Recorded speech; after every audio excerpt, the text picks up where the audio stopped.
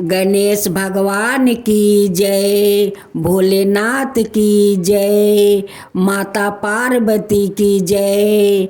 आज हम एक कहानी गणेश भगवान का सुनाने जा रही हूँ। इस कहानी का आप लोग ज़रूर सुनिएगा। एक सेठ सेठानी थे। सेठ अपना पत्नी से बहुत प्यार किया करते थे, बहुत प्रेम करते थे।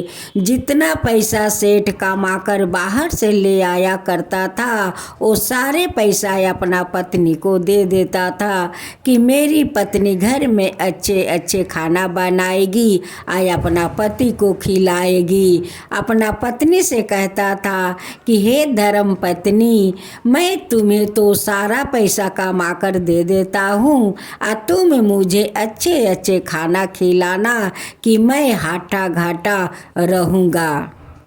सेठानी अपना पति से कहती है कि सेठ जी, आप तो जरजुआन हो, छैला छबीला हो, हटा घाटा हो। और सेठानी कहती है कि सेठ जी, आप तो हटा घाटा हो, जरजुआन हो, और कितना जुआन बनना चाहते हो? और का क्या शादी करने का विचार है क्या कि और जुआन बनना चाहते हो? सेठ जी कहते हैं कि एक का तो संभाल नहीं पाता हूँ और दूसरा क्या शादी करके मुझे मरना है। सेठ जी जब काम करने जाते थे तो 2 लड्डू कीन कर पहले गणेश भगवान का मंदिर पर जाते थे और उनकी चरण में 2 लड्डू चढ़ाकर वो प्रणाम करते थे। प्रणाम करके तब जाकर वो काम पर जाते थे। सारा दिन सेठ जी बाहर जाकर काम करते थे। जब शाम को आता था, सारा पैसा अपना पत्नी को हाथ में दे देते थे कि मेरे पत्नी तो अच्छे अच्छे खाना बनाएगी और मुझे खिलाएगी। लेकिन पत्नी तो बहुत कंजूस थी और बहुत पैसा का लोभी थी। उनकी मोहल्ले में जितना गरीब लोग थे, वो सारे लोग का वो ब्याज पर पैसा देती थी।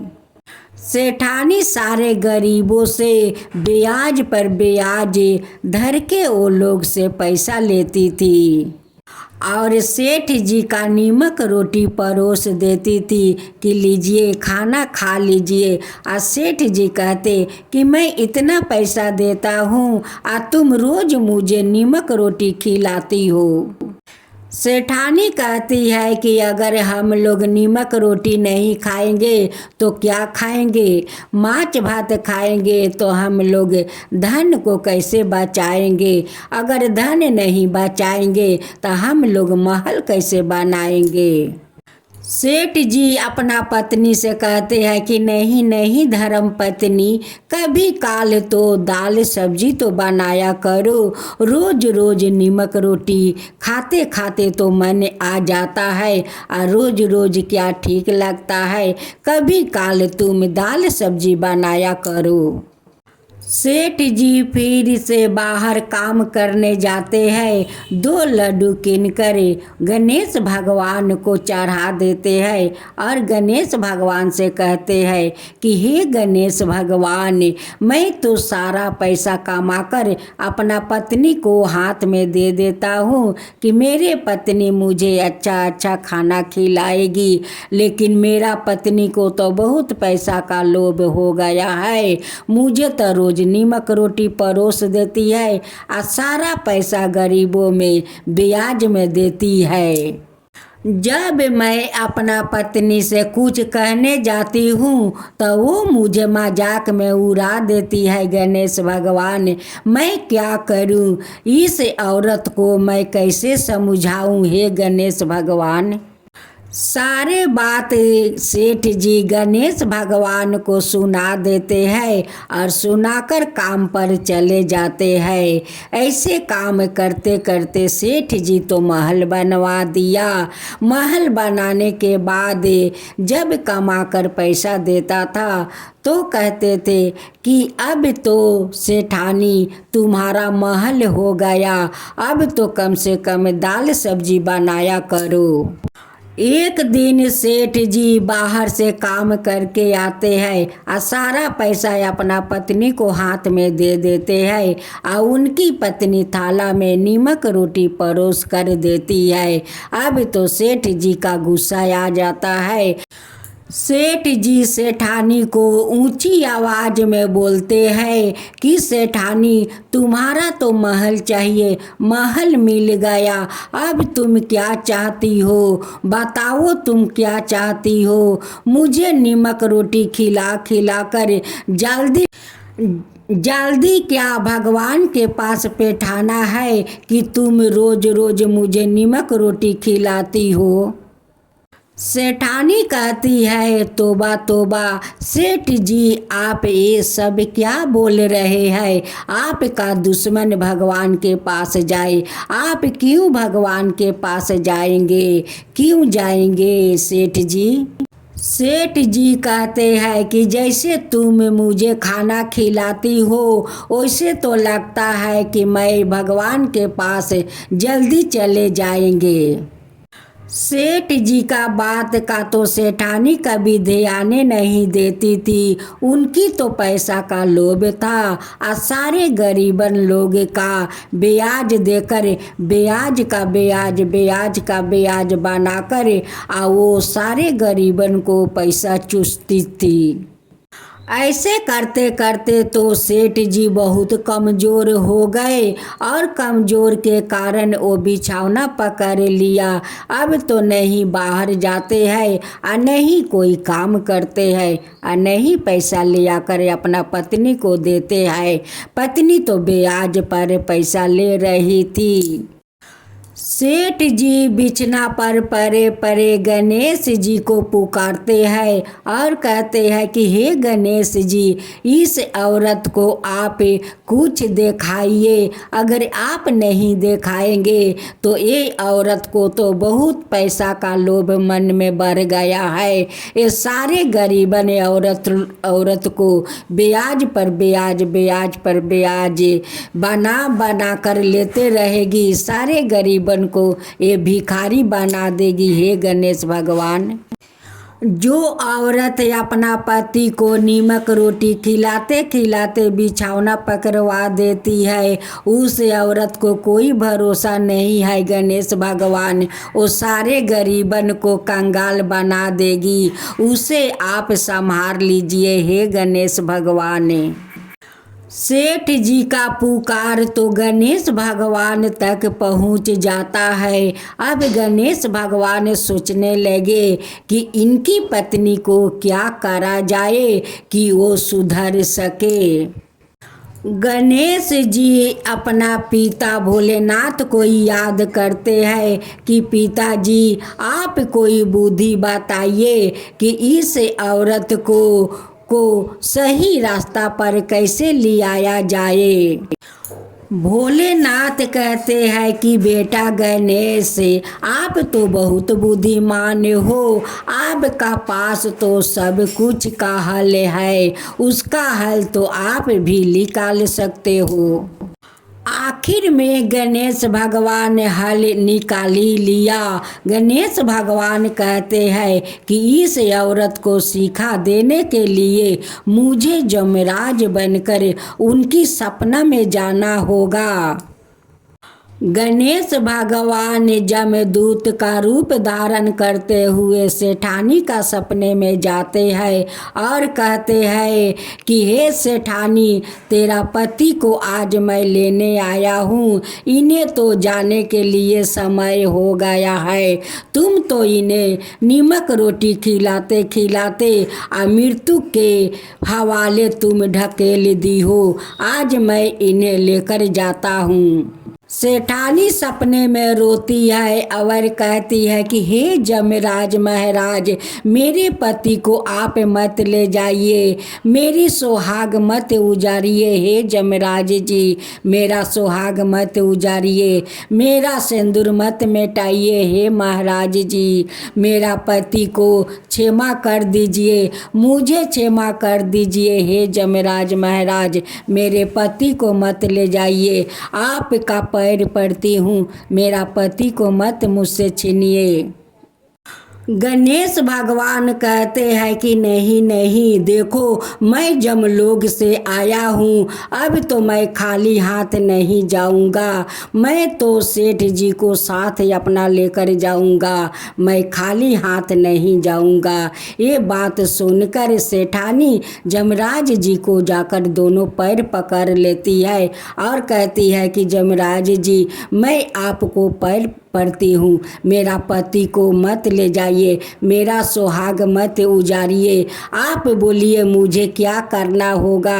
हे जमराज जी, वही मैं करूँगी। गणेश जी कहते हैं कि तुम देखो अपना पति को हालत कैसे बना कर रखी हो, नीमक रोटी खिलाते खिलाते उन्हें मृत्यु के हवाले ढकेल दी हो। अब तो उन्हें ऐसा हालत बनाई हो कि वो सेठ का पत्नी रोती है और कहती है कि हे जमराज भगवान, मेरे पति को छोड़ दीजिए, मैं अपना पति को अब दावा बीरो करूँगी, अच्छा अच्छा खाना बना कर खिलाऊँगी, आप मेरे पति को मत ले जाइए। गणेश भगवान कहते हैं कि तुम्हारा पति को तो माना मैं छोड़ दिया, लेकिन तुम जो गरीबों को ब्याज पर ब्याज लेती हो, उस गरीब को तो तुम कंगाल बना दी हो, वो गरीबों को क्या होगा?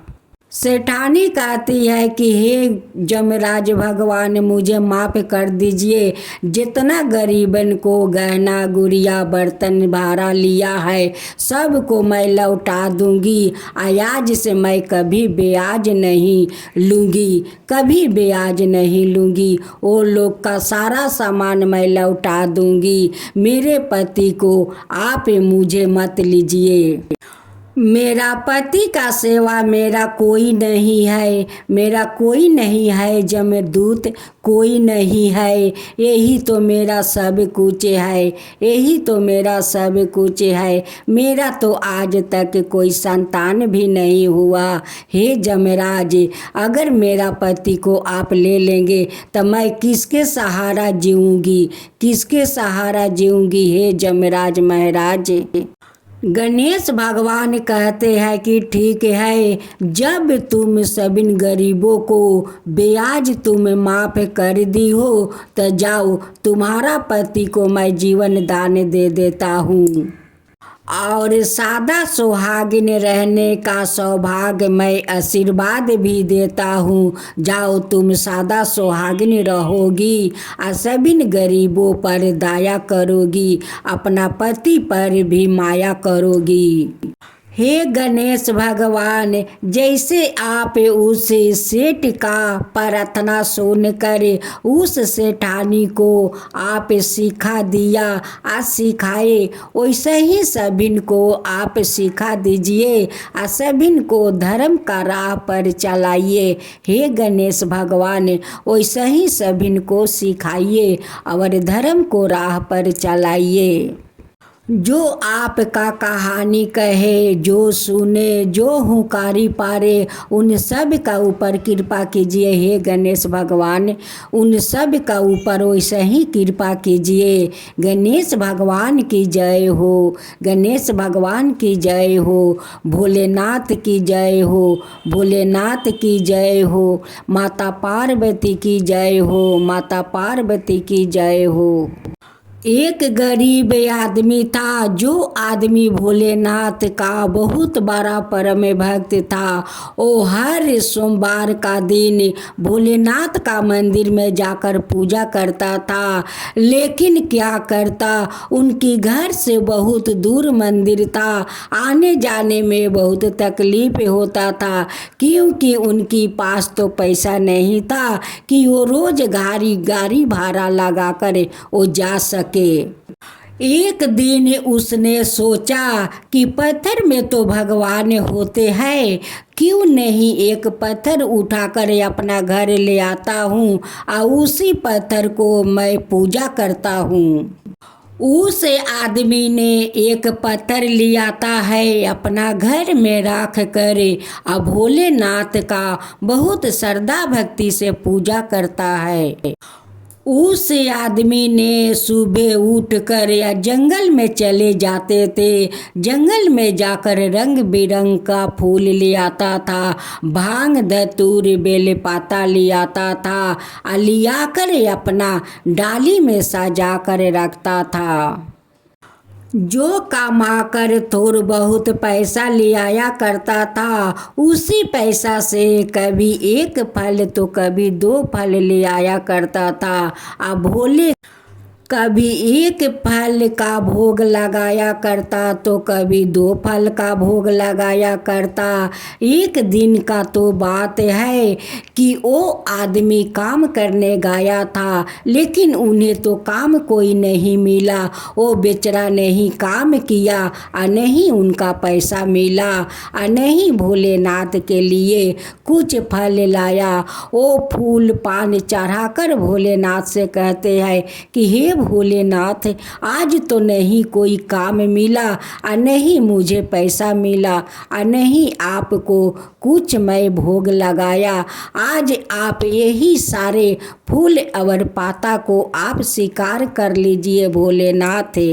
उस आदमी ने भोले बाबा को फूल पाता बेलपत्र चढ़ाया, जल चढ़ाया और चढ़ाकर वही स्वीकार करने के लिए बोला कि भोलेनाथ यही स्वीकार कर लीजिए।